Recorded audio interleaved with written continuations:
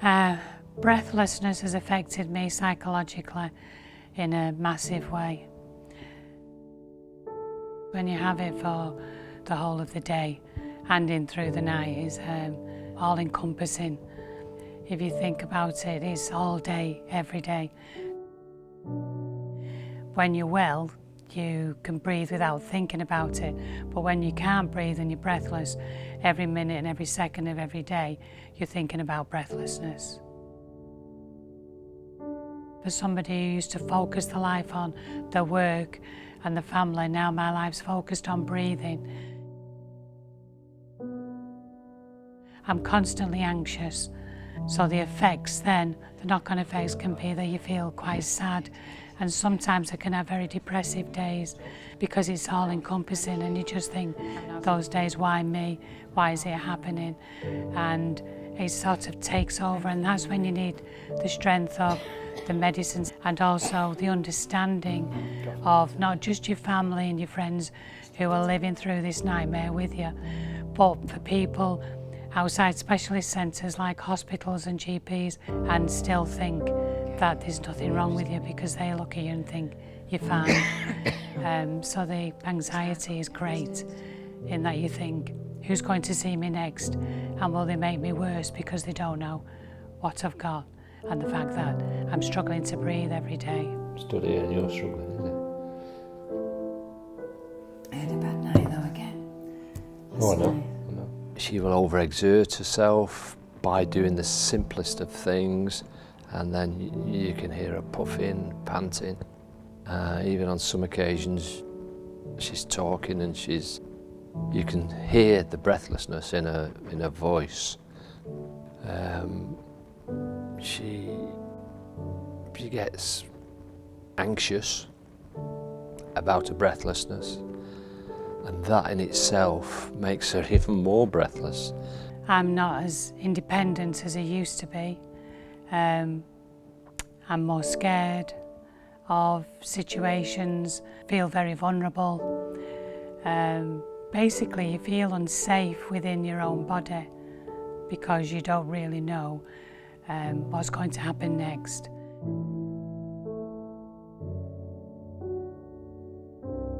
She will invariably not have a good night's sleep because she's probably conscious of breathlessness.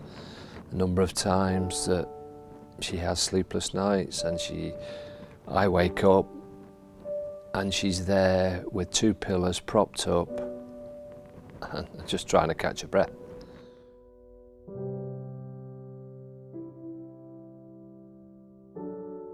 Just getting out of bed and making your bed after being in it can be a real struggle. It's a 24/7 struggle because there is no let up. Just to go out the front door in itself can be a test of whether the day is going to work, because if, depending on the weather, you can feel instantly breathless. That can influence how your trip will go immediately. And I actually use the trolley from the minute I get it to walk round the supermarket, and the trolley becomes like a standing frame for me with my breathlessness, and I use the trolley to lean on so that I can rest because I'm becoming breathless quite quickly, and I constantly use the trolley or make an excuse that I'm looking for something in the trolley, and that's a constant throughout the shopping. So I don't often go to the shops on my own. I'll do an occasional trip if I feel well and pick a couple of items up, but otherwise it's a joint trip.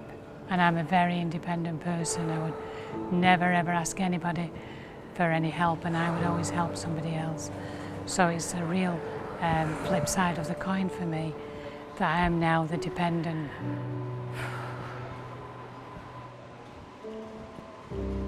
It's that feeling of you're inside this little prison and you won't get out, really. Probably 6-7 times out of 10, when I park in a blue badge bay, people watch me getting out of my car and have a comment to make either directly to me or to somebody else, and you know they're watching you and watching how you move about your car and why have you got a blue badge when you seem to look okay? And I have had a couple of instances personally of people verbally attacking me and abusing me because they think I'm a well person. There are a few occasions where she will go shopping on her own. She will probably struggle to get the stuff into the car. When she arrives, I will take all the stuff from the car, again, put it all into the kitchen, put it all away, and invariably brew the tea.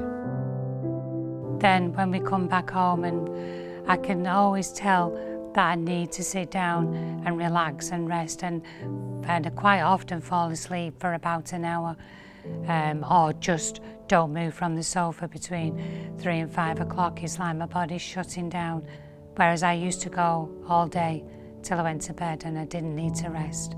Now it's essential to have that to help me help the PH. My family are close. I only have one son and daughter, one grandson. We've become closer even though we're adults. Like mine phone me every morning, WhatsApp me every time of the day, and I'm aware that he's changed their life really, because without them wanting to say it to me, I know that I'm focusing in their life, probably more than I should be. The fact that I have the breathlessness, and it can happen with any kind of exertion, again, just doing simple things. And so Kevin does things, even if I feel well, to make the task easier for me, because I enjoy doing things like that. And also it helps me to still have a little bit of independence when I can be part of something, but I can't do things on my own. When it comes to the evening meal, after having a whole day and dealing with the anxieties and the tiredness, sometimes I need to sit down to be part of that preparation, because sometimes if I've tried to do it myself, stood up and say I'm cutting vegetables and I'm holding a knife, and I don't realise that I could just collapse at any time. So they're quite dangerous scenarios that are linked with preparing a meal. If I stand at the cooker for too long just stirring something, again with the heat and the actual physical activity of doing that, sometimes you can become dizzy and breathless.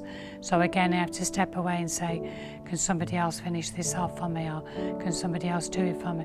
Because you have this constant fear that you could be in danger.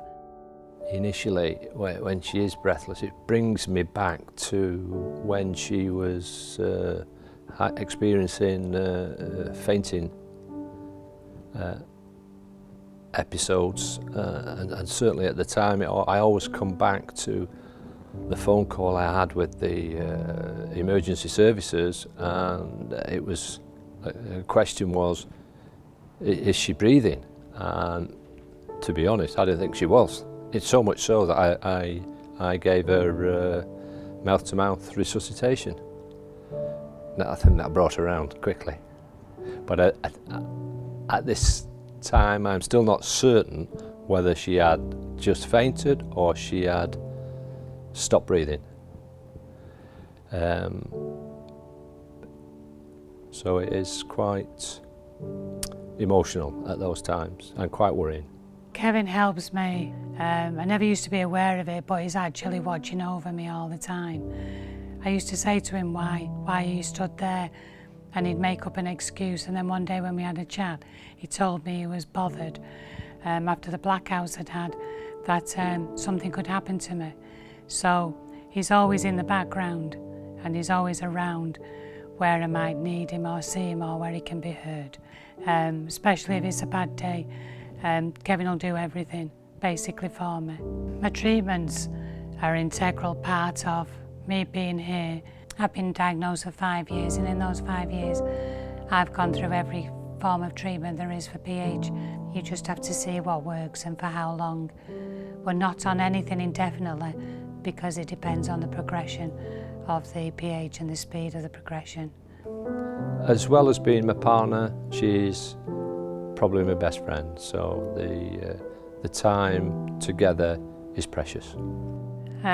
Despite the fact that I do have PH and I do live with breathlessness, I wake up every morning knowing that my family is around me, my friends are around me, and my grandson, who I look forward to seeing every day. And some days I can play with him, some days I can't. But that's what keeps me going. And the fact that the drugs seem to be helping me, because I really didn't think at the stage when I was diagnosed that I would still be here a few years later and able to do some of the things that I thought I wouldn't do. So the focus now in my life is my family and my grandchildren and my home, basically.